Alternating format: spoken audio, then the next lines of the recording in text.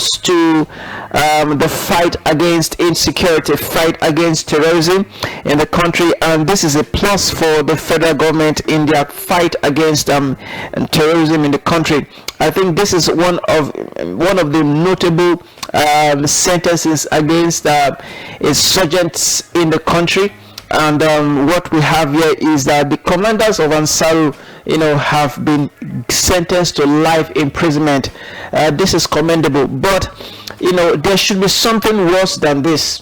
Because these are people that have wreaked havoc, in the life of innocent Nigerians. These are individuals that have killed, that have destroyed public infrastructures, that have shattered the lives and dreams of innocent Nigerians. These are criminal elements, that have tarnished the image,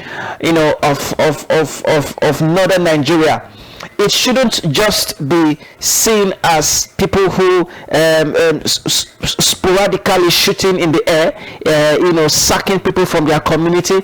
No, it should be seen as a monumental image that has been tarnished, of a monumental northern image, that has been tarnished. And I want to urge the federal government and also those in the judicial system that is more stiffer, punishment should be given for people who are found guilty of committing terror offenses. Remember last year, I think it was December last year, the federal government, criminalized banditry, those people that are engaged in kidnapping, terrorism, insurgents. It was criminalized, and sending them life imprisonment is a softer way, of punishing terrorists in the country.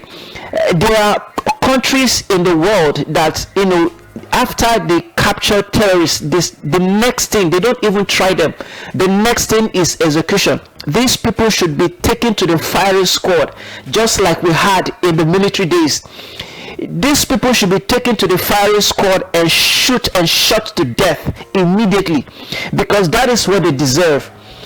Sentencing them to life imprisonment within the next 5-7 years, these people will be forgotten, and one crazy prison warden will just allow them to go. People who live by the sword must die by the sword.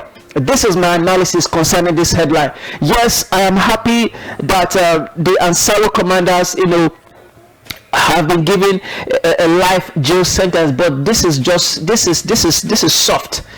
This is soft compared to the life that have been displaced in the north, compared to the poverty that has been delayed in the north. Because when insurgent activities, are consistent in a particular region, development will be hindered. Okay, poverty will be elongated. People will no longer carry out their daily activities as they used to. People will be traumatized for the rest of their lives. So sending them to life imprisonment is I personally, I see it as unacceptable.